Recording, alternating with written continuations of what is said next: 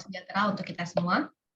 Kepada yang terhormat Dekan Fakultas Hukum Universitas Jenderal Sudirman, kepada yang kami bicara pada kuliah umum hari ini, dan juga saudara-saudara peserta kuliah umum pada siang hari ini. Kami ucapkan selamat datang di kuliah umum kedua Constitutional Law Association Fakultas Hukum Universitas Jenderal Sudirman yang diselenggarakan pada Jumat 2 September 2022 melalui Zoom meeting.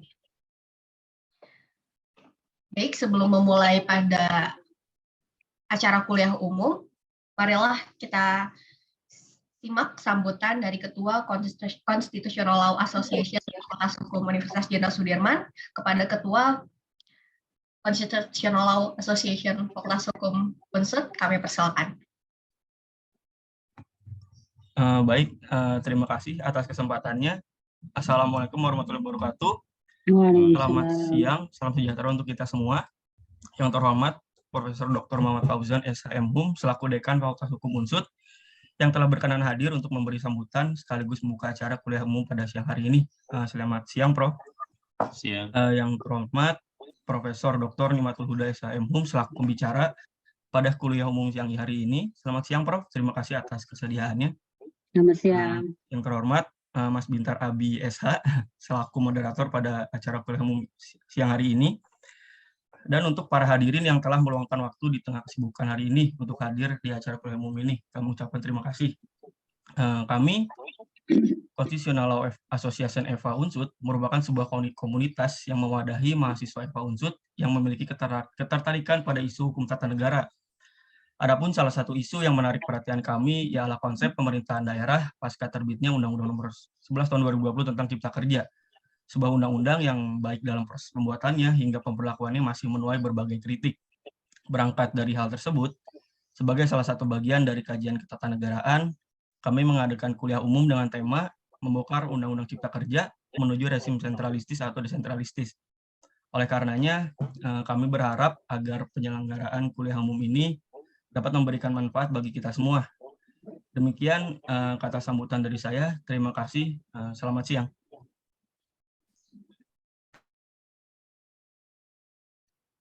Terima kasih kepada Ketua Constitutional Law Association Fakultas Hukum Unsud atas sambutan yang telah diberikan. Selanjutnya, marilah kita simak sambutan dari Dekan Fakultas Hukum Universitas Jenderal Sudirman kepada yang terhormat Dekan Fakultas Hukum Universitas Jenderal Sudirman. Kami persilakan. Baik, terima kasih. Bismillahirrahmanirrahim. Assalamualaikum warahmatullahi wabarakatuh. Waalaikumsalam warahmatullahi wabarakatuh. Selamat siang, salam sejahtera untuk kita semua. Yang saya hormati narasumber, rekan saya, kolega saya, Prof. Nikmatul Huda. Semoga selalu sehat dan bahagia. Terima kasih atas kehadirannya. Bapak, Ibu narasumber dan adik-adik mahasiswa yang saya cintai, saya banggakan. Ya.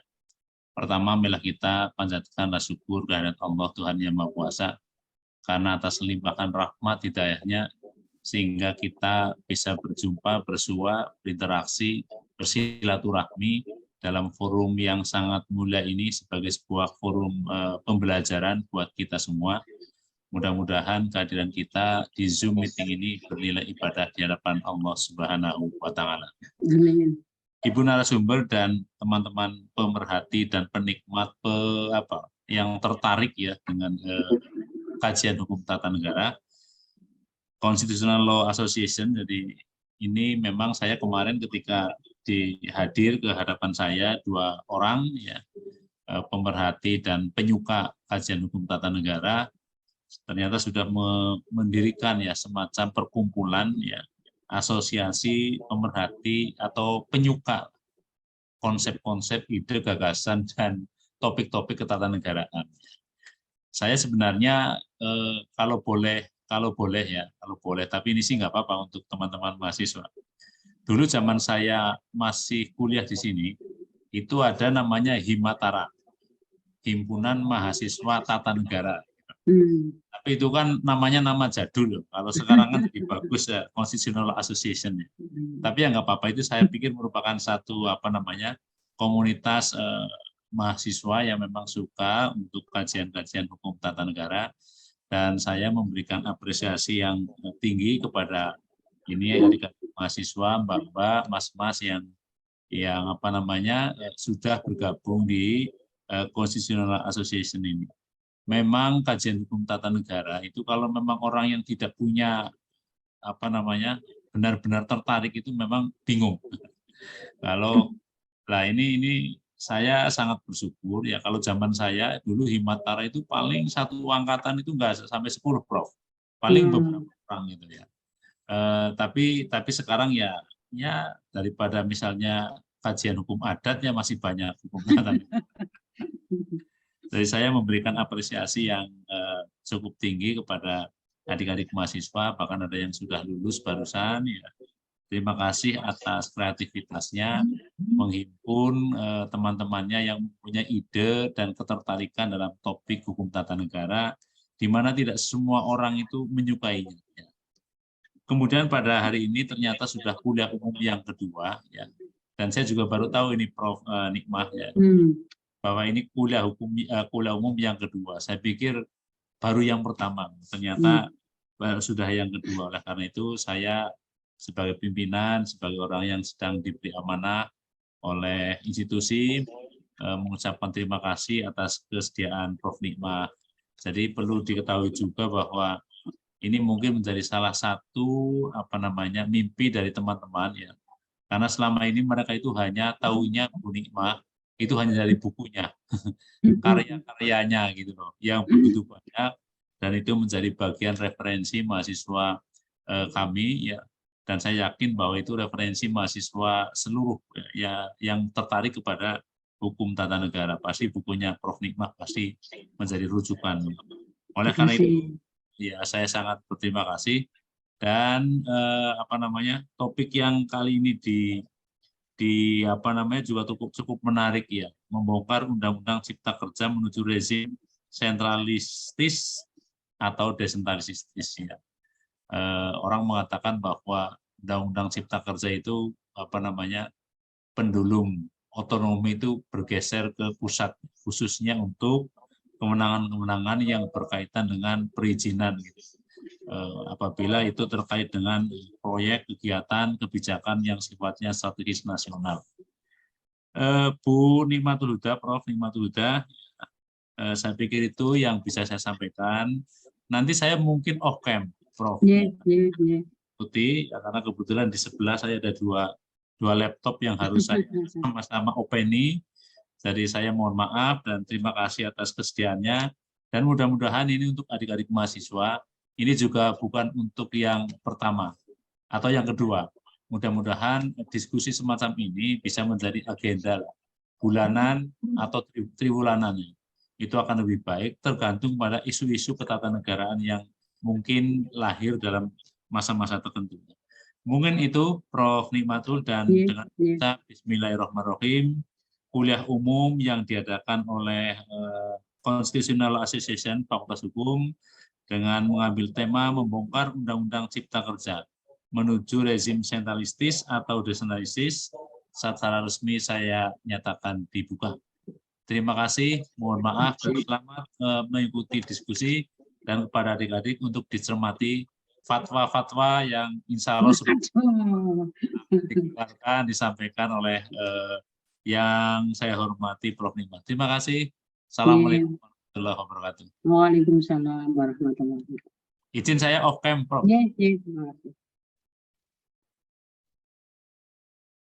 Baik, terima kasih kepada Dekan Fakultas Hukum Universitas Jenderal Sudirman yang telah memberikan sambutan sekaligus membuka acara.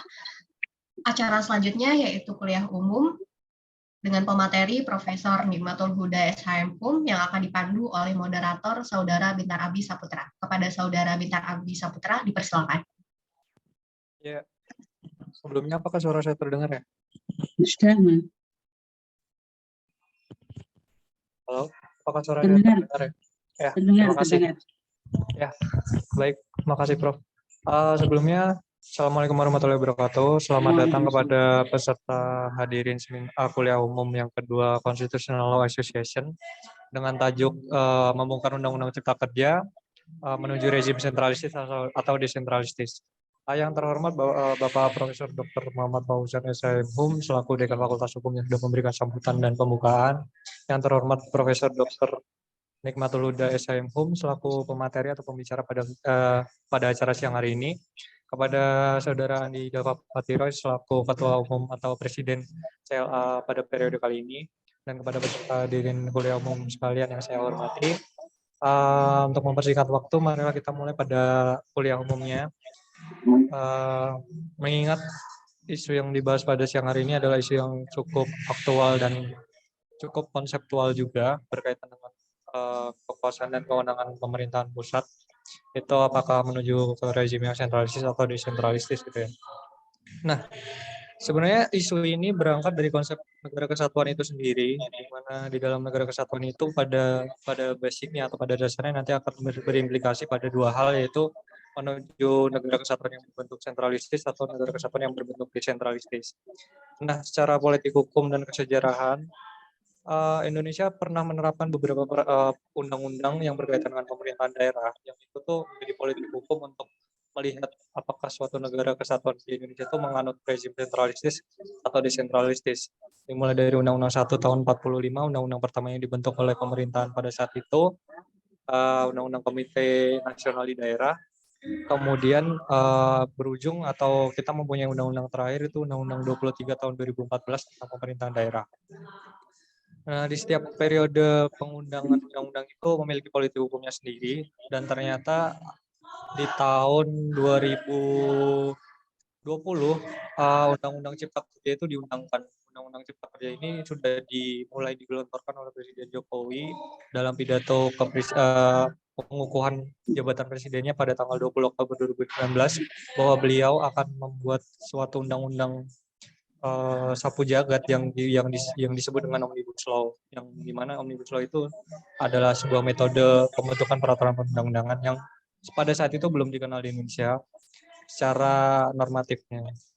Nah, seiring berjalannya waktu ternyata banyak kritik yang masuk dalam Undang-Undang Cipta Kerja ini, salah satunya terkait dengan rezim politik hukumnya yang menuju atau justru condong sekali mengarah ke sentralistis. Namun apakah demikian, itu yang menjadi pertanyaan kan. Artinya banyak sekali pasal-pasal yang dapat kita bahas dalam Undang-Undang Cipta Kerja. Salah satunya adalah pasal 176 dan pasal 181 yang berkaitan langsung dengan produk hukum daerah, pembentukan perda dan harmonisasi sinkronisasi perda, dan juga terkait dengan putusan tindak lanjut dari beberapa putusan MK. Selain itu juga dapat dilihat dari beberapa klaster-klaster yang menggambarkan bagaimana rezim politik hukum dalam Undang-Undang Cipta Kerja itu sendiri. Nah, untuk melihat seperti apa arah dari Undang-Undang Cipta Kerja ini, akankah lebih baik jika kita mendengarkan langsung dari ahlinya, yaitu Prof. Nikmatul Huda, terkait dengan analisisnya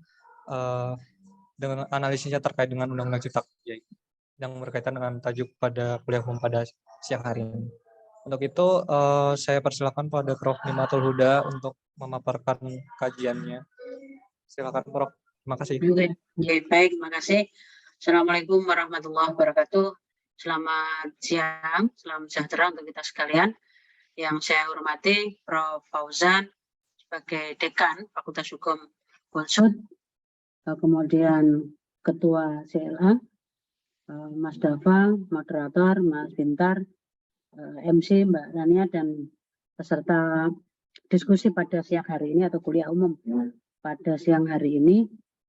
Kita akan membahas tentang undang-undang yang mungkin ngeri-ngeri sedap gitu ya, terkait dengan Undang-Undang Cipta Kerja ini. Tapi sebenarnya kalau kebetulan ini yang hadir ada yang jaksa gitu ya, nun jauh di sana, Mas Raihan. Tadi minta linknya, jadi ini sudah hadir di situ itu. Undang-Undang Cipta Kerja ini diniatkan untuk memudahkan calon investor masuk ke Indonesia. Tetapi kemudian mungkin kalau kita baca isi dari Undang-Undang Cipta Kerja ini, menggabungkan 79 undang-undang ke dalam satu undang-undang, itu mungkin belum menjadi tradisi ya di Indonesia, meskipun ada kalau Anda melihat misalnya terkait dengan kebijakan penanganan COVID, itu sudah mulai ada yang model seperti itu terkait dengan regulasi yang dikeluarkan oleh eksekutif ya. Dengan berlakunya undang-undang ini maka 19 peraturan di bawah ini dinyatakan tidak berlaku dan seterusnya, itu sebenarnya sudah ada juga. Tapi menariknya Undang-Undang Cipta Kerja ini kaitannya banyak hal, yaitu nanti saya akan memulai untuk melihat jauh sebelum lahirnya Undang-Undang Cipta Kerja. Kebetulan saya meneliti disertasi saya itu tentang pembatalan perda tahun 2002 sampai 2006 ya, yang saya teliti ada 554 perda seluruh Indonesia yang dibatalkan oleh pemerintah, yang kemudian 2016 Presiden juga membatalkan lagi, yang ujungnya kemudian dilawan oleh Asosiasi Kepala Daerah seluruh Indonesia melalui judicial review, dan kemudian dikabulkan bahwa pembatalan perda itu yang berwenang adalah Mahkamah Agung. Dan dari kajian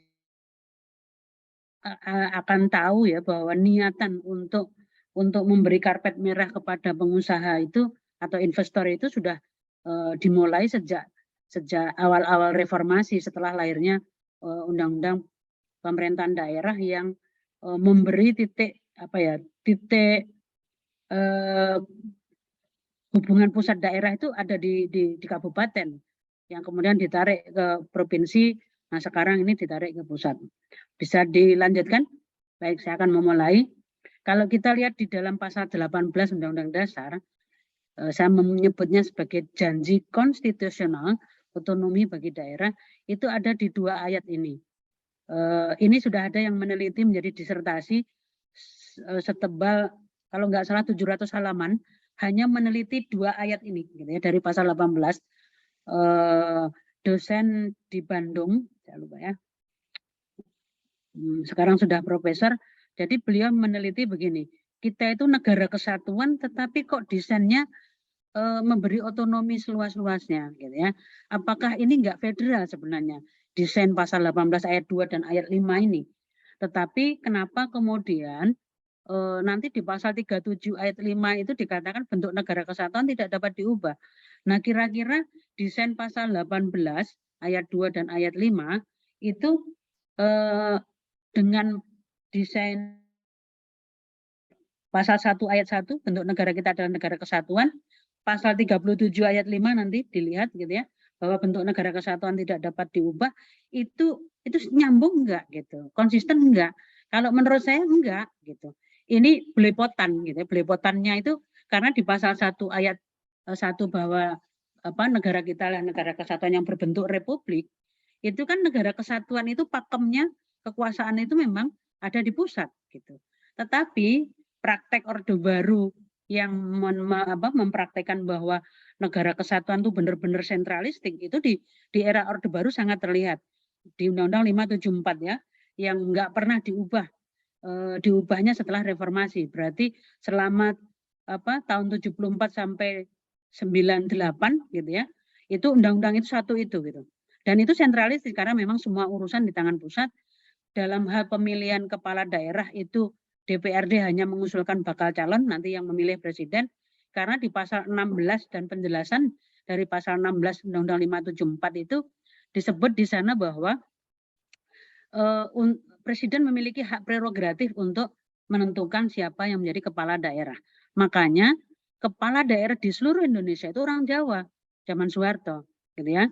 Dan kantor pemerintahannya itu joglo. Ini yang kemudian disebut politik Jawanisasi, yang kemudian dianggap itulah bentuk setelah Soeharto jatuh ya. Maka kemudian negara kesatuan itu didorong untuk ke arah yang sekarang muncul di pasal 18 ayat 2 dan ayat 5 ini. Itu historisnya ya. Kenapa kok kemudian tiba-tiba muncul seperti ini? Karena amandemen pasal 18 ini itu sudah masuk di tahun 2000. Sementara di tahun 99 kita sudah punya Undang-Undang nomor 22 tahun 99 tentang pemerintahan daerah yang memberikan otonomi seluas-luasnya. Jadi amandemen terhadap pasal 18 itu mengcopy paste dari undang-undang. Isi Undang-Undang 2299 ditarik masuk ke dalam konstitusi, gitu ya. Sama kayak ketika konsep negara hukum itu kan di Undang-Undang Dasar nggak ada. Dia adanya di penjelasan. Negara Indonesia adalah negara hukum dalam kurung restat, bukan makstat. Nah, itu kan di penjelasan. Sekarang muncul di pasal 1 ayat 3, negara Indonesia adalah negara hukum. Jadi itu sejarah ya, supaya kita tahu kalau nanti Anda mempelajari hukum tata negara tidak bingung. Ini pasal 1-nya mengatakan bentuk negaranya kesatuan. Tapi kok di pasal 18-nya dikatakan pemerintah daerah, provinsi, kabupaten, kota mengatur, mengurus sendiri urusan pemerintahan menurut azas otonomi dan tugas pembantuan. Pemerintah daerah menjalankan otonomi seluas-luasnya. Kalau otonomi seluas-luasnya, kajian teoritisnya itu bernama federal, bukan negara kesatuan. Nah, ini sebenarnya nanti kalau Anda baca lagi misalnya buku judulnya tentang federalisme untuk Indonesia, itu penulisnya guru-guru besar di UGM dari Visipol UGM. Editornya itu Profesor Ikhlasul Amal dan Afan Ghafar ya. Itu buku yang sudah lama, tapi kalau yang concern dengan hukum tata negara itu wajib baca itu supaya kita tahu historisnya. Kenapa kemudian lahir pasal 18 yang seperti ini? Yaitu ketika ada beberapa daerah yang minta pisah dari Indonesia, ada yang minta federal gitu ya. Kemudian pemerintah kayak kehilangan kendali. Kemudian kalau federal nggak disepakati, ya sudah otonomi gitu. Itu jalan tengahnya itu otonomi. Jadi memang ada nuansa federalnya. Coba nanti baca di Undang-Undang 2299 di pasal 4 ayat 2.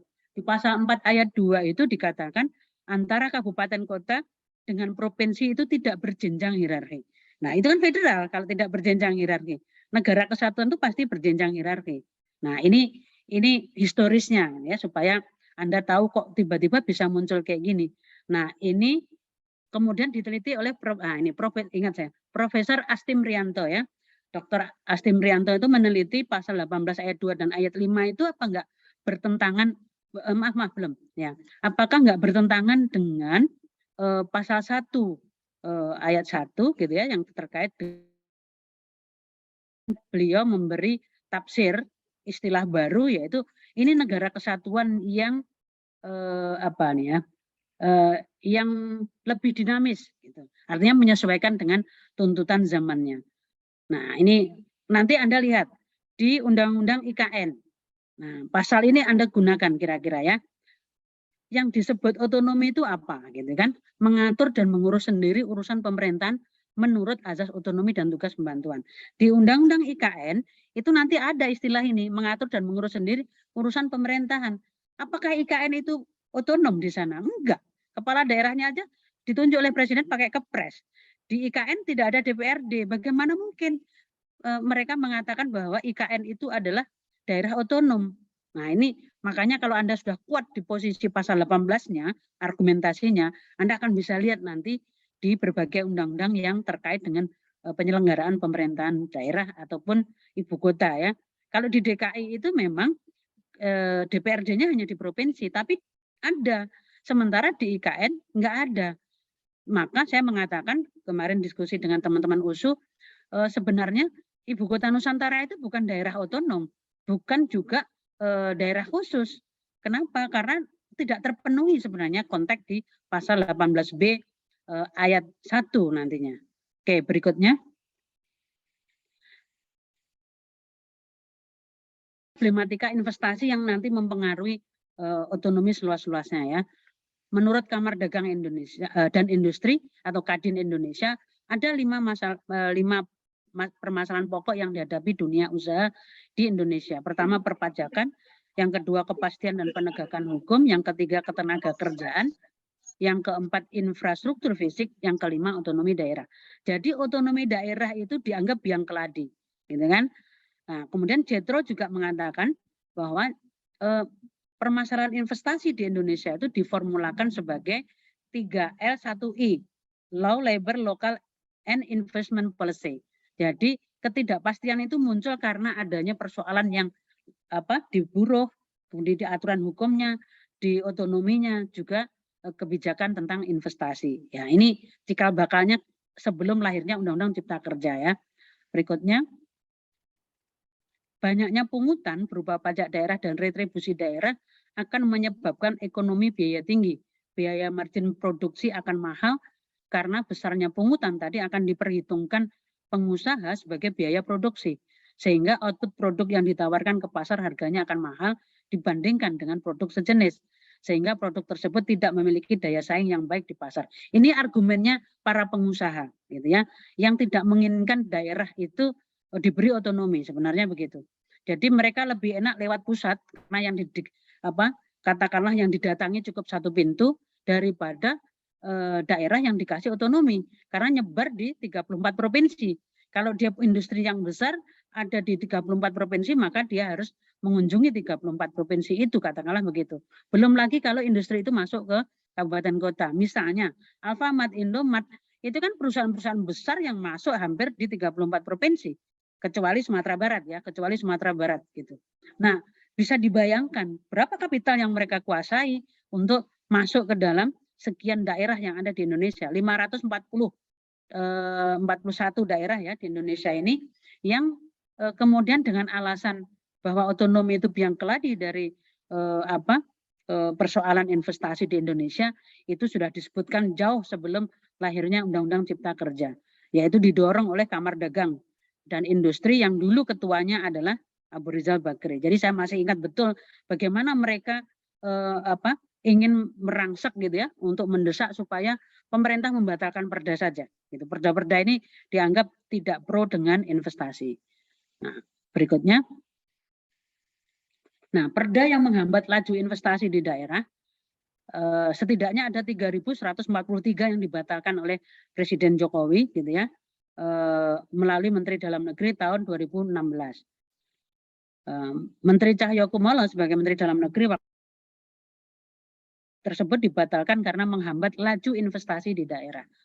Nah, ini yang kemudian asosiasi gubernur, bupati, wali kota se-Indonesia itu dan kelompok yang lain gitu ya, ada pemohon yang lain itu mengajukan judicial review ke Mahkamah Konstitusi. Waktu itu kebetulan ada 4 mahasiswa kalau nggak salah ya dari UNS bergabung dengan Undip dan Untak di Jawa Tengah itu mengajukan judicial review pasal yang hampir sama diajukan oleh asosiasi kepala daerah ini.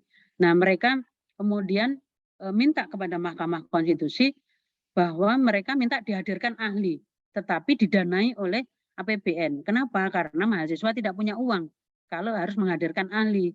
Gitu ya. Akhirnya mereka minta saya, Prof. Bagir dan Prof. Rias Rasid untuk menjadi ahli yang didanai oleh APBN. Nah, akhirnya kami bertiga diundang oleh MK. Itu menurut saya menarik karena ternyata bisa ya mahasiswa itu minta supaya menghadirkan ahli yang didanai oleh APBN karena mahasiswa itu belum bekerja. Kalau menghadirkan ahli ke Jakarta, sekarang Zoom itu gratis gitu ya. Tapi kalau yang harus ke Jakarta, harus pesawat, hotel, dan yang lain gitu, itu mereka nggak bisa. Nah, akhirnya itu bisa. Makanya sekarang mahasiswa saya dorong supaya mengajukan judicial review ke Mahkamah Konstitusi, gitu ya. Nanti kalau misalnya minta supaya MK menghadirkan ahli yang didanai oleh APBN. Nah, ini kemudian daerah-daerah gelisah membuat perda itu dengan biaya APBD, butuh energi untuk membuat perda-perda ini, gitu ya. Meskipun diakui hasil temuan saya, perda-perda itu yang copy paste banyak banget. Selama 2002 sampai 2006, 17 daerah itu perda tentang ketenaga kerjaan itu sama. 15 daerah angkutan hasil hutan itu semua sama. Yang diganti hanya cover depannya saja, gitu, nama daerahnya. Isinya sama gitu ya. Nah, Menteri Dalam Negerinya juga males itu. Alasan pembatalannya juga copy paste di 17 daerah, di 15 daerah gitu ya. Jadi itu kecanggihan teknologi itu ternyata memberi manfaat katanya gitu ya. Jadi daripada mikir capek-capek, pokoknya ini tenaga kerjaan sama gitu ya. Ini angkutan hasil hutan sama dan seterusnya. Itu ada banyak sekali gitu. Nah, berikutnya ada juga rekomendasi dari Menteri Keuangan kepada Menteri Dalam Negeri yang terkait supaya artinya gini, rekomendasi ini untuk menguatkan Menteri Dalam Negeri membatalkan perda gitu ya. Dengan adanya sejumlah perda yang dipandang bermasalah. Pertama, tumpang tindih dengan pajak pusat. Pungutan retribusi tidak sesuai dengan prinsip retribusi, menimbulkan duplikasi dengan pungutan daerah, menghambat arus lalu lintas barang, berakibat meningkatnya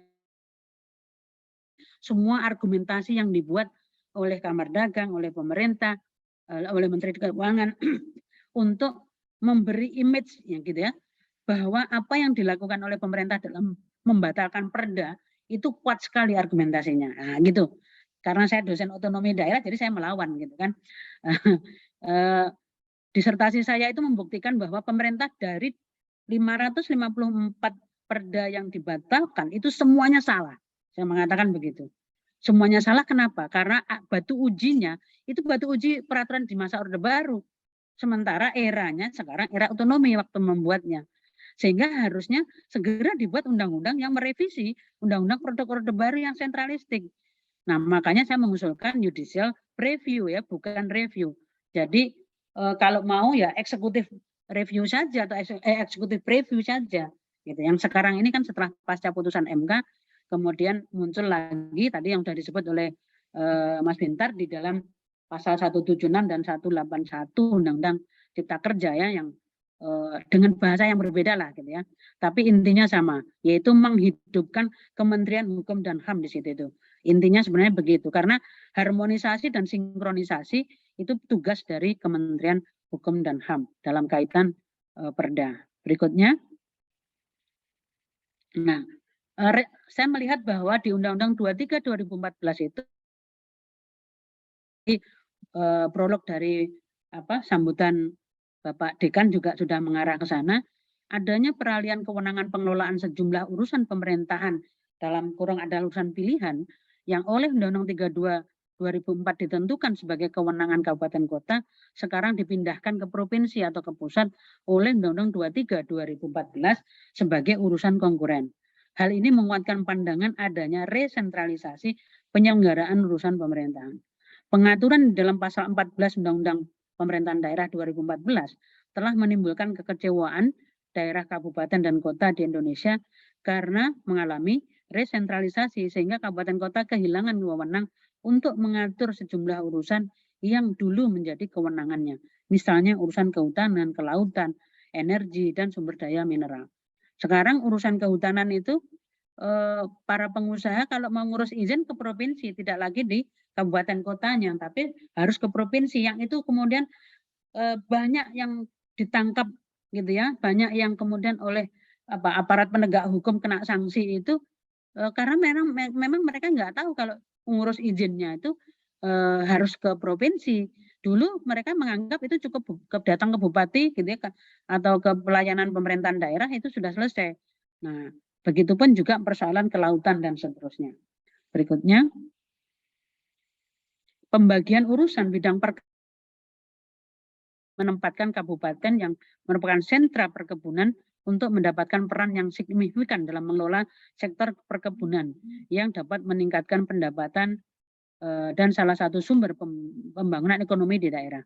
Pengalian kewenangan dari kabupaten ke provinsi secara operasional memiliki dampak yang cukup luas, terutama menyangkut personel, pengelolaan aset yang semula dikelola kabupaten beralih ke provinsi. Pengalian aset juga membutuhkan waktu yang cukup lama, yang dikhawatirkan akan mengganggu jalannya pembangunan, sebagaimana yang terjadi dalam urusan pendidikan. Nah, ini pendidikan ini kan sekarang daerah kabupaten kota kan hanya ngurusi PAUD, TK gitu ya, sama SD. Nah, ini kemudian juga dikeluhkan oleh daerah menolak kalau dia hanya diberi kewenangan mengatur sebatas itu saja gitu ya. Sementara SLTA gitu ya, sekolah-sekolah kejuruan itu enggak lagi kewenangan kabupaten, padahal ada daerah yang mampu gitu. Karena memang APBD-nya tinggi dan mereka punya sekolah-sekolah unggulan. Tetapi sekarang sudah ditarik ke provinsi. Nah, kemarin kita sudah melakukan kajian dengan salah satu deputi di Kementerian Menko Polhukam bahwa kami menolak kalau urusan pendidikan ditarik ke provinsi. Karena imbas dari itu gitu ya, yang punya guru itu kan sebenarnya pemerintah pusat tetapi adanya di kabupaten kota gitu ya. Provinsi itu berarti katakanlah perguruan tinggi misalnya ya, atau mengkoordinasikan saja gitu. Nah, ini kalau ini jadi kayak kalau Anda membandingkan antara Undang-Undang 2299 dengan 23 2014, dulu di Undang-Undang Nomor 22 tahun 99 itu gubernur itu nganggur semuanya karena urusan ada di kabupaten kota. Nah, sekarang bupati wali kota urusannya dipersempit, padahal tadi pasal 18-nya otonomi seluas-luasnya. Nah, ini yang nggak nyambungnya di sana ini, gitu ya. Oke, berikutnya.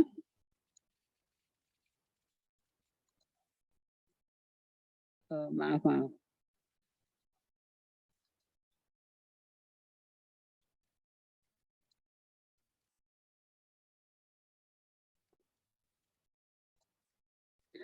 Perizinan berusaha dalam Undang-Undang Cipta Kerja sekarang.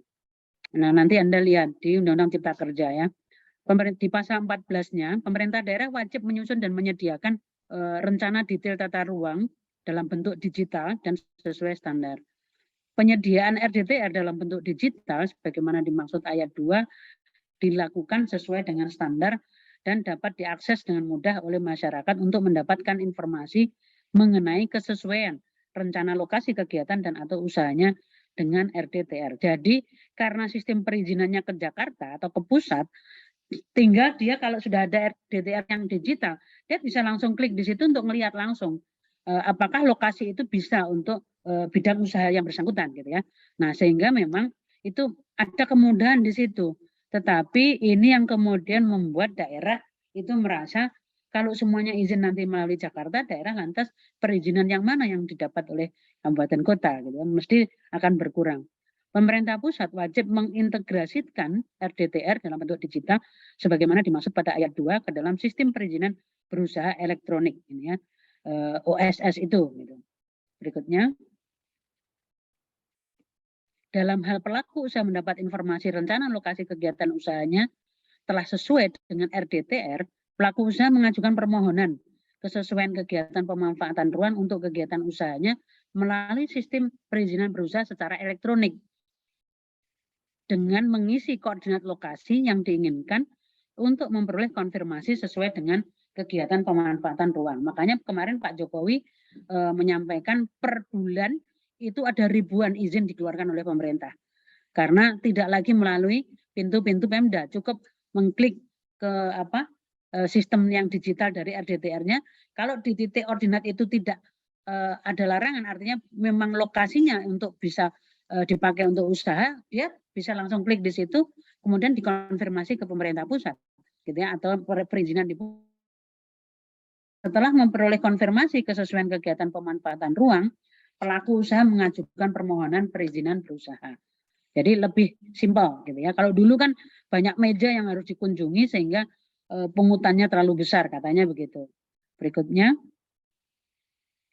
di pasal 15-nya, dalam hal pemerintah daerah belum menyusun dan menyediakan RDTR sebagaimana dimaksud pasal 14 tadi, pelaku usaha mengajukan permohonan persetujuan kesesuaian kegiatan pemanfaatan ruang untuk kegiatan usahanya kepada pemerintah pusat melalui sistem perizinan berusaha secara elektronik sesuai dengan ketentuan perundang-undangan. Pemerintah pusat memberikan persetujuan kesesuaian kegiatan pemanfaatan ruang pada dimaksud pada ayat 1 sesuai dengan rencana tata ruang. Nah, inilah yang pasal-pasal inilah yang kemudian ditolak oleh teman-teman yang pegiat di lingkungan. Karena AMDA menjadi tidak penting. Yang penting Anda sudah bisa masuk ke sistem melihat dalam sistem online itu apakah bidang usaha yang akan diajukan itu sudah pada titik koordinat yang sudah ditentukan di dalam rencana detail tata ruang. Memang di situ untuk kegiatan usaha, bukan untuk misalnya kegiatan ibadah atau pendidikan atau tempat-tempat yang tidak sesuai gitu ya. Nah, ini terkait dengan undang-undang perizinannya ya. Berikutnya yang tata ruang di pasal 10 dan 11 pemerintah daerah baik di tingkat provinsi maupun kabupaten kota diberi kewenangan mengatur, membina, mengawasi tata ruang wilayah provinsi, kabupaten kota serta pelaksanaan tata ruang kawasan strategis provinsi, kabupaten kota. Nah, ini kemudian diubah oleh Undang-Undang Cipta Kerja. Wewenang pemerintah daerah provinsi, kabupaten kota dilaksanakan sesuai norma, standar, prosedur, dan kriteria ya. Jadi NSPK-nya yang ditetapkan oleh pemerintah pusat dalam penyelenggaraan penataan ruang. Jadi yang tadinya itu menjadi urusan otonom daerah, sekarang daerah tetap punya kewenangan, tapi nunggu dulu norma, standar, prosedur, dan kriteria yang ditentukan oleh pusat. Gitu. Nah, ini kayak bahasa Orde Baru dulu gitu ya. Boleh tetapi menunggu izin dari persetujuan dari atasannya. Nah, gitu. Jadi dulu ada pengawasan preventif dalam Perda, itu maksudnya kayak gitu. Nah, sekarang dibahasakan norma, standar, prosedur, kriteria. Artinya kewenangan daerah itu tidak boleh melampaui dari NSPK ini nantinya. Gitu. Itu semuanya nanti revisi itu rata-rata ditambahi kata-kata norma, standar, prosedur, dan kriteria. Berikutnya. Nah, sekarang pengaturan sumber daya air. Di Undang-Undang 17 2019, negara menjamin hak rakyat atas air guna memenuhi kebutuhan pokok minimal sehari-hari bagi kehidupan yang sehat dan bersih dengan jumlah yang cukup, kualitas yang baik, aman, terjaga keberlangsungan. Negara memprioritaskan hak rakyat atas air untuk apa? Kebutuhan pokok sehari-hari, pertanian rakyat, kebutuhan usaha guna memenuhi kebutuhan pokok sehari-hari melalui sistem penyediaan air minum, kegiatan bukan usaha untuk kepentingan publik, dan kebutuhan usaha lain yang telah ditetapkan izinnya. Nah, berikutnya.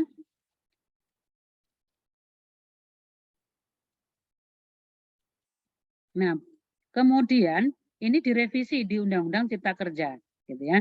Di pasal 53 Undang-Undang Cipta Kerja merevisi beberapa pasal dari Undang-Undang Nomor 17 2019. Nah, di pasal 8 tentang hak rakyat atas air, pasal 9, 12, 17, 19 tentang tugas dan wewenang pemerintah daerah, di pasal 40 tentang pelaksanaan konstruksi prasarana sumber daya air dan pelaksanaan non-konstruksi, pasal 43 tentang pemantauan dan evaluasi pengelolaan sumber daya air, pasal 44 tentang perizinan, pasal 45 tentang izin penggunaan sumber daya air untuk kebutuhan bukan usaha, pasal 49 dan seterusnya. Ini dari Undang-Undang 17 2019 yang direvisi oleh Undang-Undang Cipta Kerja. Berikutnya. Nah, isinya pasal 8, negara memprioritaskan hak rakyat atas air sebagai berikut. Kebutuhan pokok sehari-hari, pertanian rakyat, penggunaan sumber daya air untuk kebutuhan usaha guna memenuhi kebutuhan pokok sehari-hari melalui sistem penyediaan air minum. Dalam hal setelah urutan prioritas pemenuhan, urutan prioritas selanjutnya adalah penggunaan sumber daya air guna memenuhi kegiatan bukan usaha untuk kepentingan publik, penggunaan sumber daya air untuk kebutuhan usaha lain yang telah ditetapkan perizinan berusaha. Ayat 5-nya, pemerintah pusat dan daerah sesuai dengan norma, standar, prosedur, dan kriteria yang ditetapkan oleh pemerintah pusat menetapkan urutan prioritas pemenuhan air pada wilayah sungai sesuai dan dengan kewenangannya. Jadi munculnya itu NSPK-nya lah, gitu ya. Revisi itu dimunculkan NSPK. NSPK inilah yang kemudian mengendalikan daerah untuk tidak leluasa lagi mengatur tentang pengelolaan sumber daya air. Nah, berikutnya, mungkin bisa lanjut terus. Di pasal 9, atas dasar penguasaan negara terhadap sumber daya air, pemerintah pusat dan atau pemerintah daerah, nah ini lagi, sesuai dengan norma, standar, prosedur, dan kriteria yang ditetapkan oleh pemerintah pusat, diberi tugas dan wewenang untuk mengatur dan mengelola sumber daya air. Jadi, kewenangan daerah itu ada, tetapi kemudian diberi batasan lagi, gitu ya. Jadi, di norma, standar, dan prosedur, dan kriteria itulah yang nantinya akan menjadi semacam guidance-nya atau juknisnya ya, juklak dan juknisnya kalau mau mengatur. Ayat 3, hak wilayah dari masyarakat adat atas sumber daya air tetap diakui sepanjang kenyataannya masih ada dan telah diatur dalam peraturan daerah. Jadi harus dibakukan kekayaan sumber daya airnya masyarakat adat itu dalam bentuk perda. Bagaimana kalau daerah-daerah yang belum membuat perda terkait dengan hak wilayah masyarakat adat tentang sumber daya air. Nah, ini yang juga menjadi PR ini ya, bisa dikaji nanti. Terkait juga nanti di pasal 18B ya, ayat 2, negara mengakui menghormati satuan masyarakat hukum adat sepanjang masih hidup sesuai dengan peraturan perundang-undangan dan tidak bertentangan dengan NKRI. Nah, itu yang kemudian menarik untuk dilihat, lantas bentuk pengakuan dan penghormatan negara itu seperti apa. Nah, itu yang nanti bisa dikaji. Berikutnya, ada benturan kepentingan antara pemerintah pusat dan daerah. Pengaturan model hubungan pusat daerah dalam penyelenggaraan pemerintahan daerah yang cenderung sentralistik sebagaimana ditentukan dalam Undang-Undang Pemda dan Cipta Kerja berpotensi menimbulkan konflik atau sengketa antara pusat dan daerah. Perubahan kewenangan dan pembagian urusan itu berimplikasi pada perubahan pembagian keuangan daerah. Perubahan keuangan akan mengikuti peralihan kewenangan dan penambahan urusan. Desentralisasi merupakan cara sebuah rezim atau negara untuk menghadirkan satu sistem demokratis, karena sebagian kewenangan yang telah diserahkan pada pemerintah daerah untuk terlibat aktif dalam merespon hal-hal yang berkaitan erat dengan kehidupan rakyat di daerah. Jadi kalau kita kenapa kok tadi pasal 18 ayat 2 dan ayat 5 itu memberikan otonomi yang seluas-luasnya, itu konteksnya itu gitu ya, supaya di daerah itu bisa mengatur sendiri apa yang terkait dengan kepentingan masyarakat di daerah. Berikutnya, ada putusan MK nomor 91 tahun 2020 terkait Cipta Kerja ya, yang kemudian dengan putusan ini dinyatakan secara formilnya ya, cacat formil dan harus dilakukan perbaikan ya. Jadi Undang-Undang Cipta Kerja bertentangan dengan Undang-Undang Dasar dan tidak mempunyai kekuatan hukum mengikat secara bersyarat sepanjang tidak dimaknai tidak dilakukan perbaikan dalam waktu 2 tahun sejak putusan ini diucapkan. Menyatakan bahwa Undang-Undang Cipta Kerja masih tetap berlaku sampai dengan dilakukan perbaikan pembentukan sesuai dengan tenggang waktu sebagaimana ditentukan dalam putusan ini. Jadi kalau Anda baca ini sebenarnya saya pun bingung ya. Apa yang dimaksudkan bertentangan dengan Undang-Undang Dasar, tidak lagi mempunyai kekuatan hukum mengikat secara bersyarat sepanjang tidak dimaknai kalau tidak dilakukan perbaikan selama 2 tahun. Tetapi undang-undang itu masih berlaku sampai dilakukan perbaikan pembentukannya. Nah, ini kan jadi membingungkan. Sebenarnya keberlakuannya itu di dalam seperti apa? Sementara di atas dikatakan sebagai tidak mempunyai kekuatan hukum mengikat. Ini persoalannya akan berimbas ke daerah ketika dari Undang-Undang Cipta Kerja ini telah lahir 47 PP yang kemudian diapresiasi oleh daerah membentuk perda. Gitu ya. Nah, perda-perda yang dibuat sebelum lahirnya putusan MK itu masih boleh diberlakukan atau tidak? Putusan MK ini kan baru formilnya, belum materialnya. Materialnya nggak ada masalah berarti karena belum ada putusan, hanya cacat formilnya gitu ya. Nah, berikutnya lanjut yang C,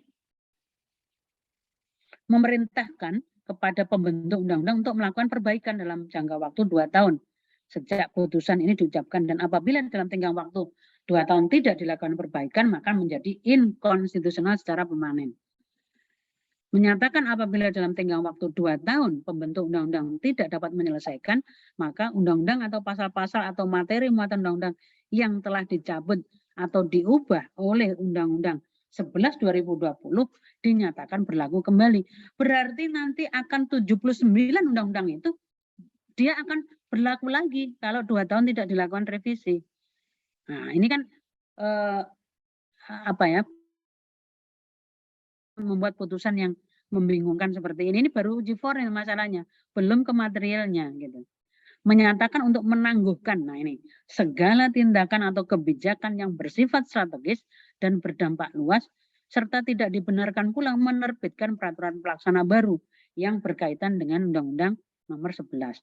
Nah, bagaimana dengan 47 PP yang sudah lahir sebelum lahirnya putusan MK? Berarti kan tetap berlaku. Kan ujinya uji formil, bukan uji material. Gitu. Tapi kalau praktek di pengadilannya, itu lawyer selalu berdebat di situ. Terkait dengan investasi, terkait dengan ini, loh undang-undangnya aja masih catat formil kok. Kan kita menunggu 2 tahun dulu sampai pemerintah. Jadi semua pengadilan menolak perkara-perkara ini masuk ke pengadilan. Gitu ya, karena ini belum jelas Undang-Undang Cipta Kerja ini kalau mau dijadikan sandaran yuridis. Berikutnya, coba kita lihat. Nah, ternyata yang direvisi bukan Undang-Undang Cipta Kerja, metode omnibus ini, tetapi Undang-Undang Pembentukan Peraturan Perundang-undangan, Undang-Undang P3-nya, atau Undang-Undang Nomor 13 2022 ini. Ini revisi yang kedua ya. dari Undang-Undang 12 2011. Di pasal 42A dikatakan penggunaan metode omnibus dalam penyusunan suatu rancangan peraturan perundang-undangan harus ditetapkan dalam dokumen perencanaan. Sebagai dimaksud ayat 1 menggunakan metode omnibus. Ini di pasal 64 ayat 1A. Pasal 64 ayat 1B, metode omnibus sebagaimana dimaksud 1A merupakan metode penyusunan perundang-undangan dengan memuat materi muatan baru, mengubah materi muatan yang memiliki keterkaitan dan atau kebutuhan hukum yang diatur dalam berbagai peraturan perundang-undangan yang jenis dan hierarkinya sama. Nah, ini nanti terkait dengan apa? Kalau akan dipakai untuk mengubah Undang-Undang Cipta Kerja, di sini sudah dipayungi di 64A ayat 1 B gitu ya, di huruf B, atau mencabut peraturan perundang-undangan yang jenis dan hierarkinya sama dengan menggabungkannya ke dalam satu peraturan perundang-undangan untuk mencapai tujuan tertentu. Ini kalau mau membuat baru gitu. Ini kalau mau membuat baru gitu ya, mencabut beberapa peraturan kemudian menggabungkan dalam satu peraturan perundang-undangan. Nah, ini kemarin kita juga sudah ada kajian FGD terkait dengan masyarakat hukum adat ya. Ini kan aturannya banyak sekali gitu. Di Undang-Undang Desa juga ada, kemudian pesisir dan apa? Ada 14 undang-undang yang bicara tentang masyarakat hukum adat. Ini mau diomnibuskan enggak gitu? Mau disatukan enggak atau ini sekarang kan mau dibentuk apa ya? Undang-undang masyarakat adat ya. Tetapi belum, masih apa dikembalikan ya. Dulu di 2014 sudah pernah dibahas, tetapi kemudian tidak lagi ada pembahasan tentang itu. Nah, ini mau diajukan lagi di DPR dan sudah dimulai persidangannya di DPR. Kita diminta untuk memberikan masukan terkait dengan ini. Berikutnya, penjelasan pasal 64 ayat 1B tadi, yang dimaksud dengan materi muatan baru itu apa? Yaitu materi muatan yang sebelumnya belum diatur dalam peraturan perundang-undangan yang menggunakan metode omnibus atau penambahan materi muatan dalam peraturan perundang-undangan yang diubah dalam peraturan perundang-undangan yang menggunakan metode omnibus. Berikutnya,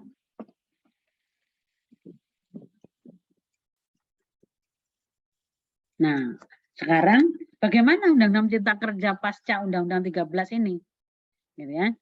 Bagaimana bagian mana yang harus diperbaiki dan bagaimana caranya memperbaiki Undang-Undang Cipta Kerja? Siapa yang berwenang melakukan perbaikan teknis penyusunan Undang-Undang Cipta Kerja setelah adanya Undang-Undang 1322? Apakah perbaikan prosedur pembentukan Undang-Undang Cipta Kerja tidak akan berpengaruh terhadap materi atau substansi Undang-Undang Cipta Kerja? Kalau ternyata di revisi Undang-Undang Cipta Kerja itu memasukkan baru atau ayat baru atau norma baru gitu. Nah, ini kan jadi persoalan gitu. Apakah pengujian material dapat dilakukan oleh MK atau harus menunggu 2 tahun setelah dilakukan perbaikan terhadap pembentukan Undang-Undang Cipta Kerja? Apakah perubahan atau perbaikan Undang-Undang Cipta Kerja juga harus melibatkan partisipasi publik atau tidak? Nah, ini bisa menjadi bahan kajian berapa ini ya? Setidaknya 5 skripsi ini gitu kan. Sudah bisa menjadi 5 skripsi. Anda ambil satu-satu aja gitu kan. Nah, jangan semuanya di dalam satu skripsi, nanti nggak jadi. Nah, oke, berikutnya. Saya contohkan ya. Nah, ini. Di tengah-tengah sedang bermasalahnya Undang-Undang Cipta Kerja, pemerintah membentuk undang-undang baru. Undang-Undang Nomor 1 Tahun 2022 tentang hubungan keuangan pusat daerah dan daerah yang di dalam pasal 189-nya mencabut dan menyatakan tidak berlaku beberapa pasal di Undang-Undang Cipta Kerja. Nah, ini menarik ini menurut saya gitu ya. Karena apa? Karena Undang-Undang Cipta Kerja itu ditolak oleh Asosiasi Gubernur seluruh Indonesia. Mereka nggak mau gitu melaksanakan Undang-Undang Cipta Kerja, gitu ya. Makanya mereka menggugat judicial review baik formil maupun material ke MK. Nah, itu putusan di tengah kegalauan yang kayak gini ini kemudian pemerintah memberikan solusi. Gitu. Mulai berlaku Undang-Undang tentang Pajak Daerah dan Retribusi Daerah Nomor 28 2009 sebagaimana telah beberapa kali diubah terakhir dengan Undang-Undang Cipta Kerja. Kemudian pasal 1 angka 30, pasal 1 angka 38 dan seterusnya sepanjang terkait dengan pajak daerah dan retribusi daerah. Pasal 279, 285 ayat 2 huruf A angka 1 sampai angka 4 dan seterusnya tentang pemerintahan daerah sebagaimana telah beberapa kali diubah. Jadi ada 3 undang-undang di situ tuh ya. Terakhir dengan Undang-Undang Cipta Kerja dan pasal 114 176 angka 4 ayat 4 dalam pasal 252 dan angka 7 Undang-Undang Cipta Kerja, berarti ada 4 undang-undang itu dicabut dan dinyatakan tidak berlaku. Nah, apakah pencabutan dengan model lahirnya undang-undang baru ini sesuai nggak dengan undang-undang tadi? Nomor 13 2022. Nah, itu sudah jadi satu lagi nih tambahan gitu, bahan skripsi lagi gitu kan. Nah, ini menarik kalau mau didiskusikan dengan dosen Anda yang mengajar perpajakan gitu. Coba suruh mengupas beliau ini gitu kan. Bagaimana ini setelah adanya kayak gini nih. Ini kan daerah-daerah itu sudah membuat perda loh karena sudah ada PP-nya. Sekarang lahir undang-undang baru. Dia harus menyesuaikan ke Undang-Undang Hubungan Keuangan Pusat Daerah atau tetap bertahan menggunakan PP dari turunan Undang-Undang Cipta Kerja. Nah, gara-gara ada undang-undang baru kayak gini, kemudian beberapa DPRD kebetulan gitu ya, datanglah ke kampus UI. Mereka rombongan gitu, minta masukan. Ini kami harus bagaimana ini, Prof? Katanya. Kami mengikuti yang mana ini? Saya bilang, ketika ada putusan MK itu, Anda sudah nanya ke Mendagri belum? Bagaimana dengan status perda Anda? Sudah. Apa kemudian? Menteri Dalam Negeri kemudian mengeluarkan surat edaran yang menyatakan bahwa ini jalan terus. Perda itu jalan terus. Oke. Anda mau mengikuti Menteri Dalam Negeri? Enggak katanya. Kenapa? Karena surat edaran itu bukan peraturan perundang-undangan. Kalau nggak diedarkan kan kita nggak tahu juga gitu. Oh, namanya juga cuma surat kok. Gitu. Apakah surat edaran peraturan perundang-undangan? Bukan. Itu hanya surat. Gitu. Nah, bukan juga surat keputusan, itu hanya surat edaran untuk memberikan jawaban sementara atas keresahan DPRD di seluruh Indonesia. Kami harus mengikut yang mana ini? Gitu. Ada yang dari Kepulauan Riau, Aceh, Madiun, kemudian Purworejo, kemudian Boyolali, Bangka Belitung gitu ya, pada datang sekalian rekreasi mereka ke Jogja gitu ya. Jadi kebetulan kampus kami masih baru, jadi agak kesulitan juga gitu ya menerima tamu yang tempatnya masih berantakan gitu waktu itu. Nah ini Anda bisa bayangkan Anda coba lihat saja sekarang per daerah Anda saja untuk tugas akhir. Jadi apa yang dilakukan oleh pemerintah daerah pasca lahirnya putusan MK dan pasca lahirnya Undang-Undang Nomor 1 tahun 2022 ini. Udah satu aja gitu topiknya terkait dengan pembentukan perda ya gitu. Berikutnya. Jadi kalau Anda yang sudah mendeklar sebagai komunitas yang suka dengan tata negara silakan pusing gitu ya. Tetapi dinamis HTN itu karena setiap saat itu bisa berganti gitu ya. Tergantung pemerintahnya saja. Kalau Soeharto nggak ada pergantian sampai dia turun. Sekarang setiap 5 tahun ganti orang, ganti selera, ganti aturan gitu kan. Nah di ayat 2 dikatakan semua peraturan perundang-undangan yang berkaitan dengan hubungan keuangan pusat dan daerah serta pajak dan retribusi dinyatakan tetap berlaku sepanjang tidak bertentangan dengan undang-undang ini. Nah ini saya kalau nanya ke mahasiswa saya, apakah pasal 189 itu tepat gitu ya untuk menyelesaikan persoalan Undang-Undang Cipta Kerja gitu. Rata-rata mereka jawabnya ngisroh katanya gitu kan. Undang-Undang Nomor 1 ini satu sisi memberi jalan keluar ke daerah. Pemerintah nggak ingin dicaci maki oleh Asosiasi Gubernur seluruh Indonesia. Nah ini daerah senang semua ini dengan Undang-Undang Nomor 1 ini langsung diam semua mereka. Ya ini yang kami tunggu, ini otonomi ini ya kayak gini katanya gitu kan. Karena pajak daerah dan retribusi daerahnya balik gitu. Habis itu mereka diam, udah nggak ada yang ribut lagi gitu. Dan Menteri Dalam Negerinya akomodatif kan gitu ya. Karena diserang terus oleh Asosiasi Gubernur gitu ya. Dianggap Anda nggak memperjuangkan daerah kalau kayak gini, semuanya sentralistik gitu kan. Nah akhirnya dikasihlah jalan keluar kayak gini. Tapi sisi yang lain, ini tugas merevisi Undang-Undang Cipta Kerja menjadi berlipat karena beberapa pasalnya dicabut oleh undang-undang ini, gitu kan? Pajak daerah, retribusi daerah dari Undang-Undang Pemda, Undang-Undang Pajak Daerah, Retribusi Daerah, Undang-Undang Cipta Kerja, itu harus dilihat lagi itu. Itu sudah material nanti, gitu kan? Bukan formil lagi, enggak sekedar formil, tapi materialnya dicabut kan? Kalau pasalnya dicabut oleh 189, nah itu jadi persoalan lagi. Dan Undang-Undang 13 2012 tadi, 13 2022 tadi, ini sudah diajukan judicial review ke MK.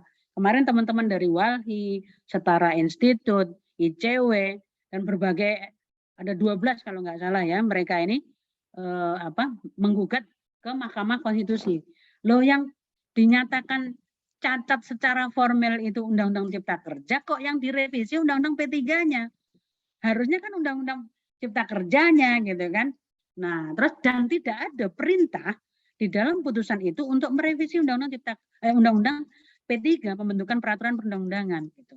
Nah, yang diundang untuk kemarin diundang untuk konsinyering gitu ya melalui Zoom itu saya sama Mas Zainal Arifin Mokhtar dari UGM. Gitu ya. Kami berdua diminta untuk ikut mengkritisi permohonan teman-teman dari Walhi, ICW, kemudian Setara Institut, dan seterusnya ya, ada 12 LSM di Jakarta itu yang mengajukan ke Mahkamah Konstitusi. Ini undang-undang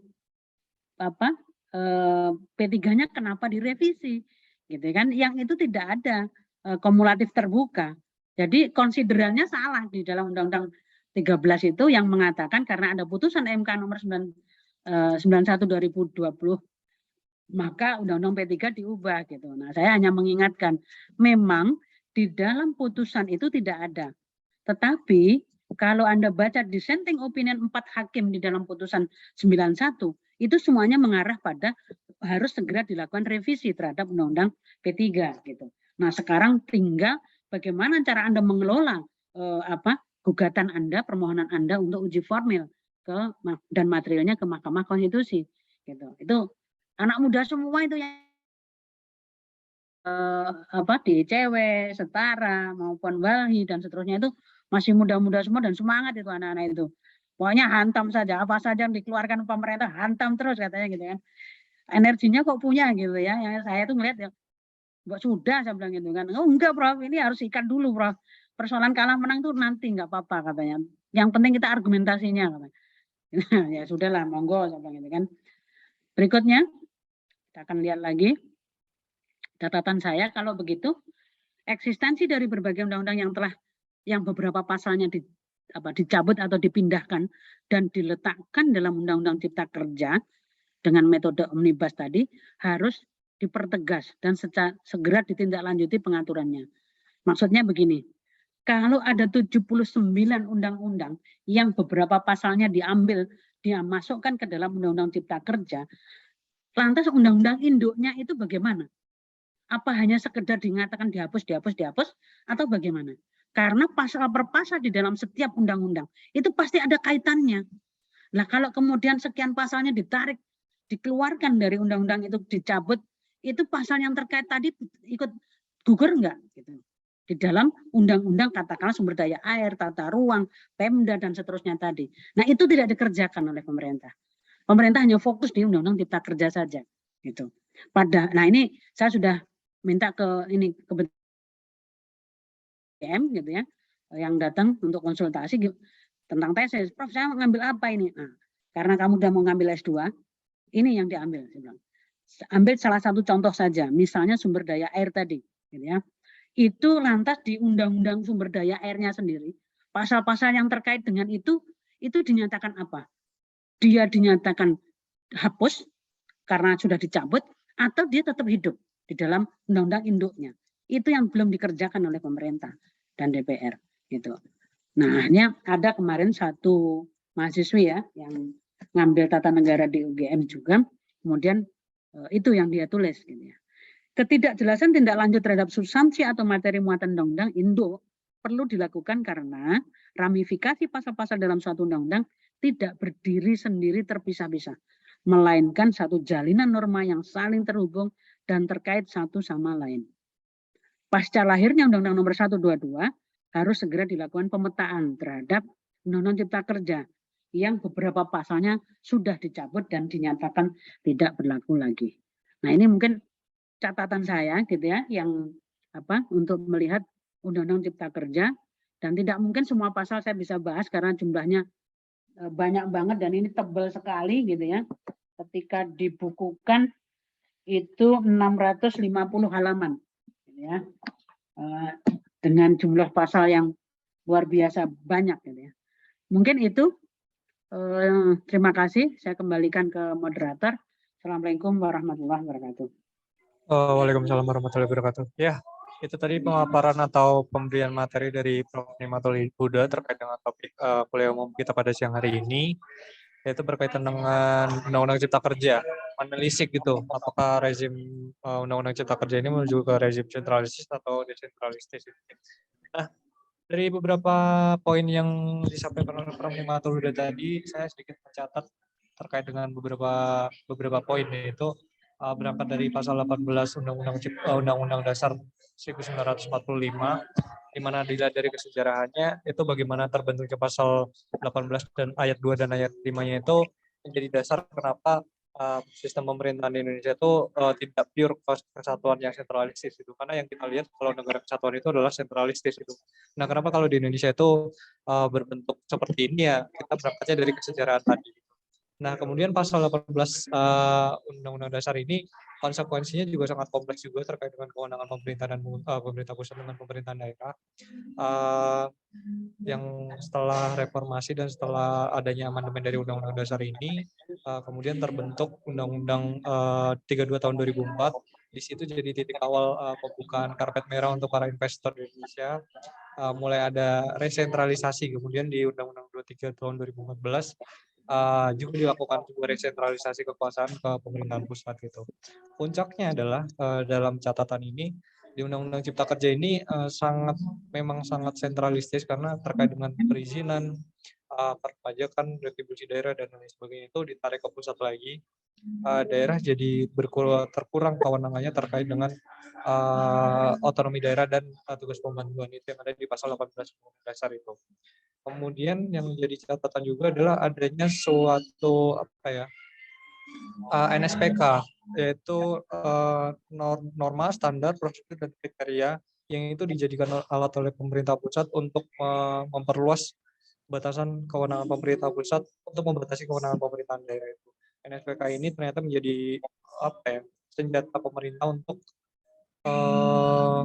melakukan jalannya pemerintahan pusat terkait dengan investasi, retribusi daerah, dan segala hal yang berkaitan dengan pertumbuhan ekonomi di Indonesia. Nah, ada beberapa catatan juga. Yang pertama terkait dengan pengaturan model hubungan pusat dan daerah dalam penyelenggaraan pemerintahan daerah yang cenderung sentralistik, sebagaimana ditentukan dalam Undang-Undang Pemda dan Undang-Undang Cipta Kerja ini, berpotensi menimbulkan konflik atau sengketa antar pemerintahan pusat dan daerah. Perubahan kewenangan dan pembagian urusan yang berimplikasi pada perubahan pembagian keuangan daerah. Perubahan keuangan akan mengikuti peralihan kewenangan dan penambahan urusan. Kemudian desentralisasi merupakan cara sebuah rezim atau negara untuk menghadirkan suatu sistem yang lebih mencerminkan nilai-nilai demokratis, karena sebagian kewenangan telah diserahkan kepada pemerintahan lokal atau daerah untuk terlibat aktif dalam merespon hal-hal yang berkaitan dengan erat dengan kehidupan rakyat di daerah. Kalau kita lihat dari analisisnya Prof. Nimatul Huda tadi ada beberapa undang-undang yang berkaitan dengan tata ruang, sumber daya air, yang itu juga tadi saya sudah disampaikan bahwa terdapat NSPK yang dijadikan senjata pemerintah untuk membatasi kewenangan pemerintahan daerah. Nah, ternyata di Undang-Undang Cipta Kerja ini selain permasalahan konseptual tentang sentralisasi dan desentralisasi, juga terdapat permasalahan perundang-undangan atau perundang-undangan di Indonesia. Setelah adanya putusan MK, ternyata pemerintah bersama DPR itu menerbitkan suatu undang-undang terkait dengan perimbangan keuangan pusat dan daerah, karena ada banyak respon dari daerah menolak Undang-Undang Cipta Kerja.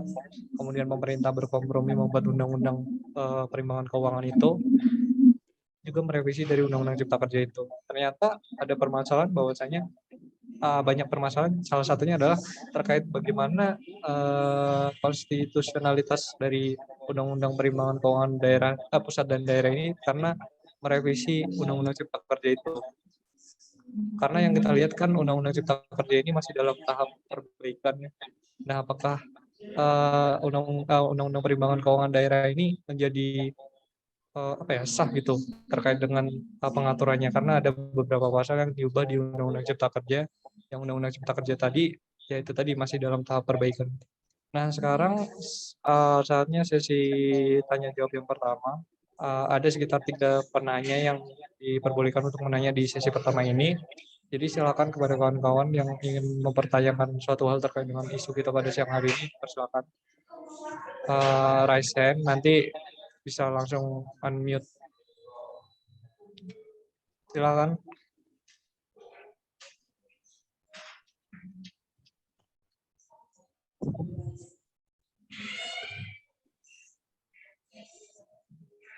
Iya, memang kalau kita lihat di Undang-Undang Cipta Kerja ini sangat ruwet ya.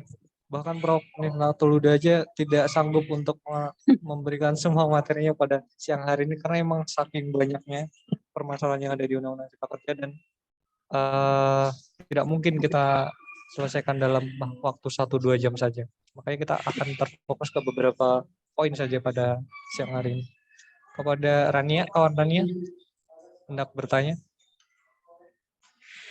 Dipersilakan. Ya, terima kasih kawan Minta Rabi. Ya, sebelumnya terima kasih kepada Prof. Nifnatuluda yang sudah memberikan banyak sekali ilmunya. Ini saya ingin bertanya terkait dengan tadi di bagian pemaparan soal peralihan kewenangan pasca Undang-Undang Nomor 23 Tahun 2014 tadi, itu kan beberapa kewenangan yang awalnya di kabupaten itu kemudian dialihkan ke provinsi ya, Prof. Nah, yang jadi pertanyaan saya sebenarnya memang idealnya khususnya terkait dengan kewenangan sumber daya alam tadi, misalnya kehutanan, kelautan, idealnya hubungan antara provinsi dengan kabupaten itu seperti apa ya, Prof? Termasuk juga ketika tadi berkaitan dengan pengelolaan sumber daya air, walaupun di Undang-Undang Cipta Kerja itu sudah banyak dialihkan kewenangannya ke pemerintah pusat, tapi sebenarnya idealnya konstruksi hubungan antara pemerintah provinsi dengan kabupaten itu sendiri seperti apa ya, Prof? Terus juga selain itu, saya juga ingin bertanya mungkin sedikit keluar pembahasannya dari Undang-Undang Ciptaker ya, Prof. Ini berkaitan dengan otonomi tadi yang di pasal 18 tadi. Ketika itu disebutkan bahwa yang diberikan otonomi adalah provinsi dan kabupaten. Nah, bagaimana dengan desa ya, Prof? Apakah dia juga sebenarnya memang dikonstruksikan untuk memiliki otonomi atau tidak ya, Prof? Itu, Prof. Terima kasih. Yuk, ya. Baik. Langsung atau menunggu? Boleh langsung saja, Prof. Dijawab. Oke, terima kasih. Jadi, saya pertanyaan yang kedua dulu. Apakah di desa itu juga ada otonomi? Kalau bahasa otonomi desa sebenarnya nggak ada, gitu ya. Selalu disebutnya dengan urusan hak asal usul desa. Nah, itu kalau bahasa Undang-Undang Pemerintahan Daerah itulah otonomi sebenarnya.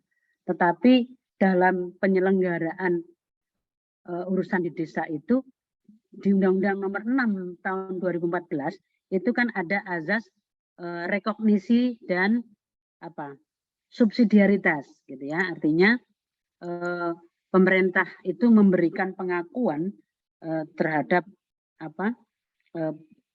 desa itu sekarang juga sudah dengan keuangannya ya yang diambil berapa ya 10% dari dana perimbangan kalau nggak salah pusat daerah gitu ya itu sudah masuk ke desa. Nah, apakah kalau begitu dia otonom atau tidak? Sebenarnya justru otonomi itu kalau dalam pengertian yang sesungguhnya ya, karena istilah otonomi itu kan import gitu, itu bukan bahasa aslinya di Indonesia. Kalau desa itu urusan itu sangat lengkap di dalamnya. Kalau di kita kan seberapa besar yang dikasih oleh pemerintah pusat ke daerah. Kalau di desa kan tidak, semua urusan di desa itu urusan desa itu sendiri gitu. Tetapi kemudian setelah adanya undang-undang mulai menjadi kewenangan desa. Nah, terkait dengan hubungan ya provinsi dengan kabupaten kota setelah urusannya tadi katakanlah sudah berpindah, itu seperti apa. Nah, jadi ketika urusan itu tadinya ada di kabupaten kota, yang mengelola kabupaten kota, kemudian sekarang ditarik ke provinsi, otomatis kabupaten kota kan tidak punya kewenangan. Sehingga dana atau anggaran untuk mengurus urusan itu tidak lagi diberikan kepada daerah. Karena dia hanya ngurusi PAUD, gitu ya, TK, SD. Yang tadinya juga SMP, SMA, gitu, itu ada di kabupaten kota. Sekarang kan itu sebagian sudah ditarik ke provinsi, sehingga alokasi anggaran untuk mengelola urusan itu berpindah ke provinsi. Guru-gurunya sekarang juga berpindah ke provinsi, gitu, karena urusan itu menjadi kewenangan. Nah, kalau kaitannya dengan kehutanan, misalnya ya, kelautan, itu tadi juga begitu. Yang tadinya semua izin terkait dengan kehutanan itu sudah ditentukan sebagian besarnya adalah ada di daerah, kabupaten, sekarang nggak boleh lagi kabupaten mengeluarkan izin tentang itu. Gitu. Izin itu harus ke provinsi. Anda bisa bayangkan kalau misalnya ya kalau Purwokerto deket lah mau ke Semarang gitu ya, nggak terlalu jauh. Nah, tapi kalau yang ujung dari Jawa Tengah gitu ya, ujung timur maupun ujung baratnya Jawa Tengah harus ke Semarang.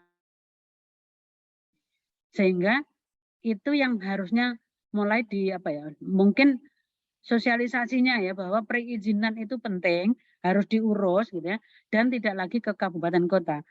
Nah, kalau saya pernah nanya ke teman-teman di DPRD Madiun, mereka mengatakan kegelisahan pengusaha-pengusaha ini atau orang-orang yang bekerja di bidang kehutanan ini karena harus ngurusnya ke provinsi, itu pungutan jalanannya yang banyak gitu.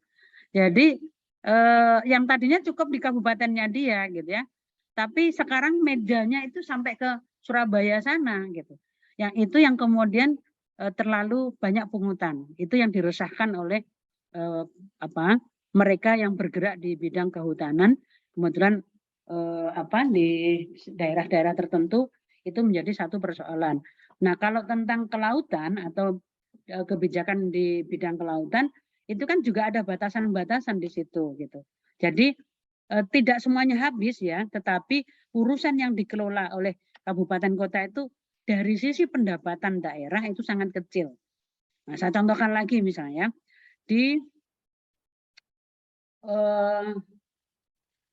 provinsi Kepri ya, Kepulauan Riau, di Natuna sana itu sebenarnya sudah ada perda tentang retribusi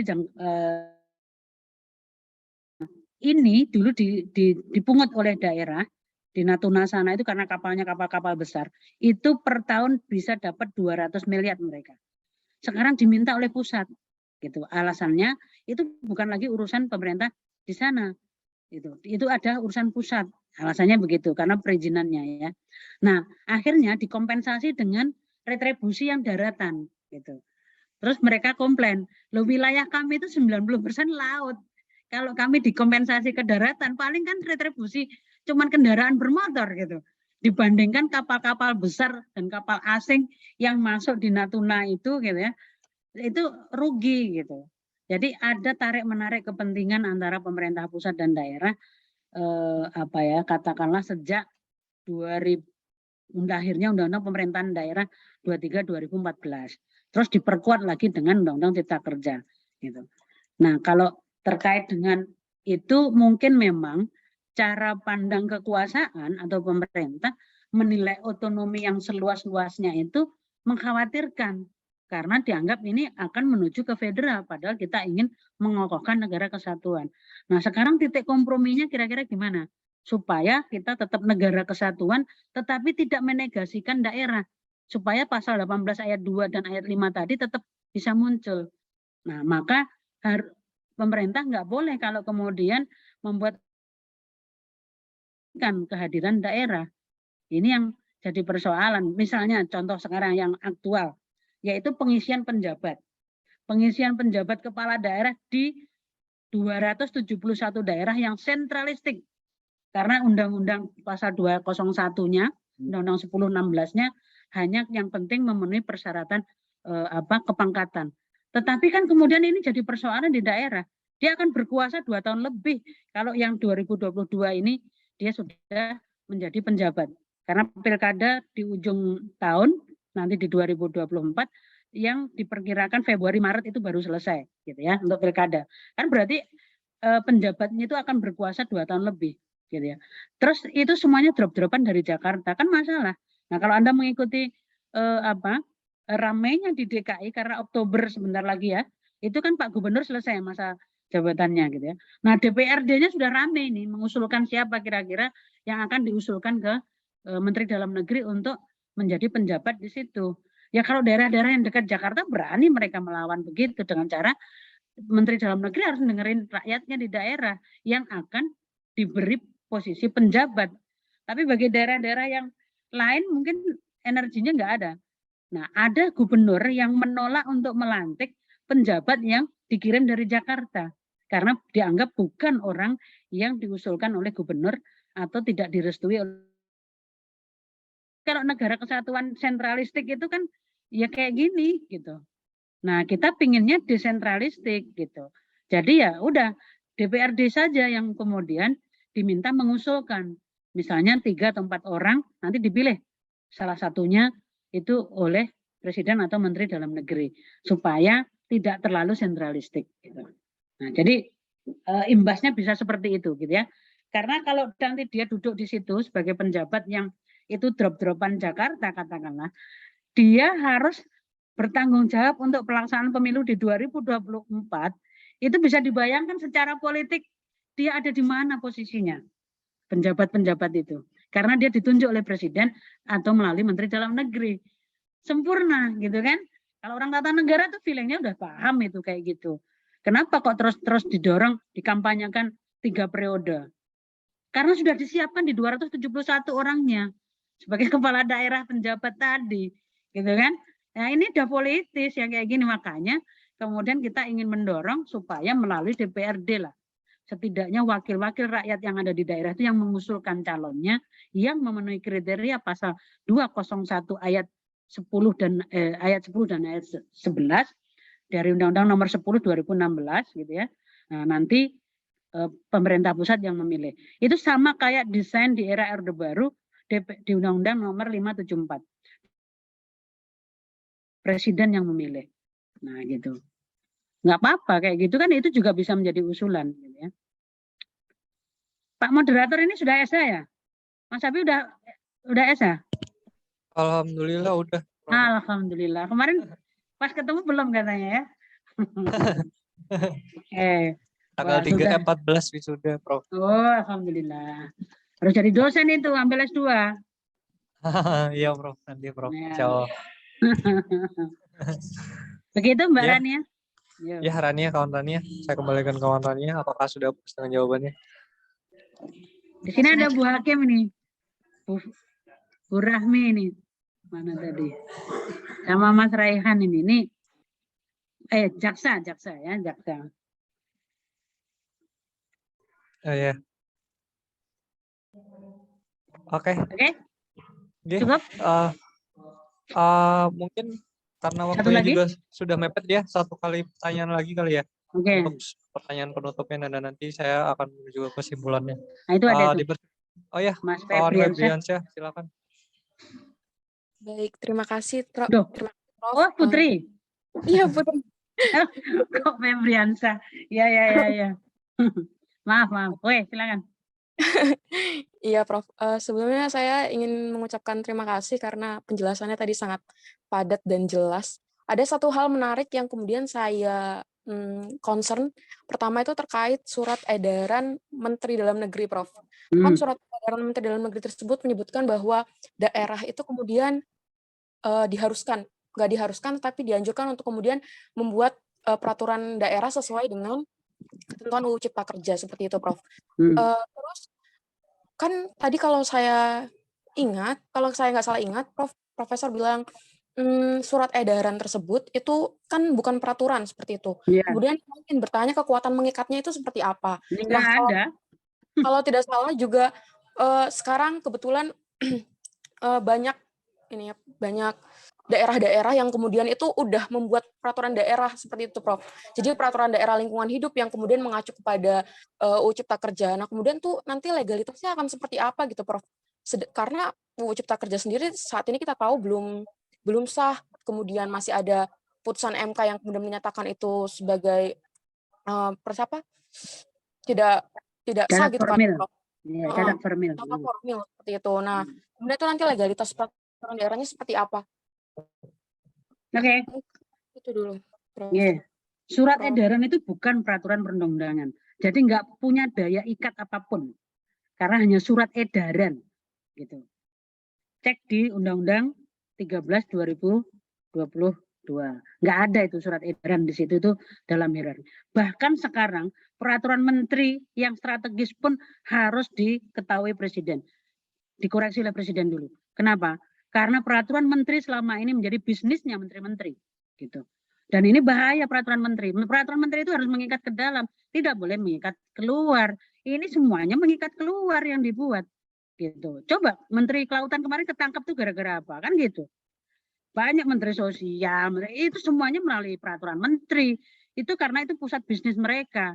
Itu biar ada payungnya, seolah-olah payungnya itu bikin peraturan gitu ya. Itu bahkan peraturan menteri loh. Dan kemarin ketika kita juga ada FGD di Kemenkumham, itu kita membahas konteksnya peraturan menteri itu ternyata dalam pembentukan perda harus mengacu pada peraturan menteri. Itu kan salah kaprah itu, gitu. Kalau perda nggak ngacu ke peraturan menteri, nggak akan dikasih nomor registrasi.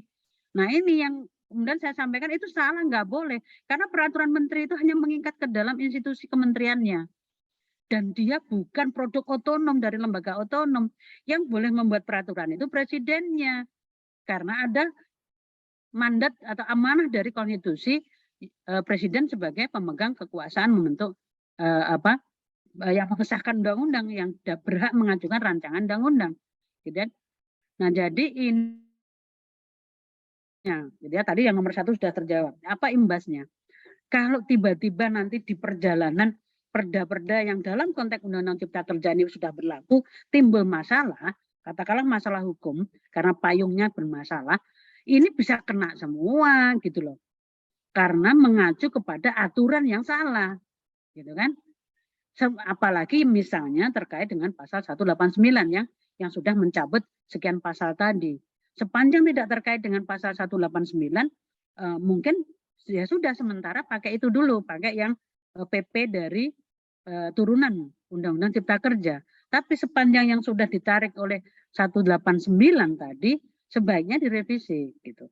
Nah, kemudian bagaimana cara untuk meyakinkan ya bahwa anggota dewan yang sebentar lagi akan selesai di 2024 tidak akan kena masalah karena perdanya diberlakukan terus gitu ya. Nanti ketika berganti rezim, ya itu nggak ada jaminan memang gitu. Karena ya selalu saja kita begitu gitu kan. Meskipun mereka sudah turun, kan itu produknya mereka. Dibuat pada masa rezim yang sekarang berjalan gitu.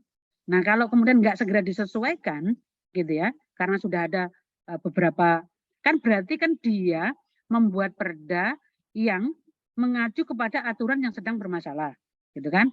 Terus sudah ada yang undang-undang yang mencabut, katakanlah gitu ya, terkait pajak daerah, retribusi daerah tadi, dan itu tidak segera disesuaikan, itu juga jadi masalah nantinya, gitu. Jadi itulah yang saya katakan betapa rumitnya menjadi penyelenggara di daerah. Pemerintah pusat itu asal saja bikin aturan yang itu banyak sekali merugikan daerah, gitu, menyulitkan daerah. Kenapa? APBD-nya kan terbatas, tidak semua daerah itu kaya raya, sehingga setiap lahir undang-undang bisa segera ditindaklanjuti dengan membentuk perda, gitu. Atau tidak semua SDM di DPRD daerah di Indonesia itu kapasitas yang memenuhi kualifikasi yang bisa mengikuti gerakan Jakarta untuk membentuk peraturan-peraturan. Kasihan itu daerah-daerah kalau yang kemudian APBD-nya terbatas, terus dia harus segera mengikuti semua perubahan-perubahan yang ada di Jakarta. Keputusan-keputusan politik yang seperti ini itu bahaya sekali. Kasihan mereka, APBD-nya terbatas. Maka cara yang paling murah ya copy paste. Itu cara yang paling murah. Artinya sidang-sidangnya tinggal formalitas saja karena sudah draftnya sudah ada semua, copy paste dari yang lain diganti dengan nama kabupatennya, gitu kan. Nah ini yang jadi persoalan gitu. Ini sebenarnya kan ciri khas masing-masing daerah, meskipun sama-sama ketenaga kerjaan kan berbeda gitu. Misalnya di Jawa Timur itu ada yang masuk di bahasa Mandarin gitu, karena ternyata masyarakat di sana itu kebanyakan menjadi TKW di sana gitu. Nah kemudian bupatinya itu mengkreasi supaya sejak dini mereka sudah dikenalkan dengan bukan bahasa Inggris saja, tetapi bahasa Mandarin. Saya lupa ya daerahnya ya, apakah Sidoarjo atau mana ini ya. Itu ada ya. Terus ketika bupatinya waktu itu diundang di KIKND ya, diundang, kenapa kok Anda mewajibkan siswa bahasa Mandarin? Dia mengatakan tenaga kerja daerah kami itu kebanyakan menjadi tenaga kerja di negara-negara itu. Jadi supaya mereka nggak kesulitan di sana, sejak dini saya sudah persiapan untuk nantinya dia menjadi tenaga kerja di negara-negara yang bersangkutan. Jadi ini kan kreasi masing-masing daerah dengan melihat kapasitas masing-masing daerah. Coba kalau kita misalnya masuk ke Tarakan ya,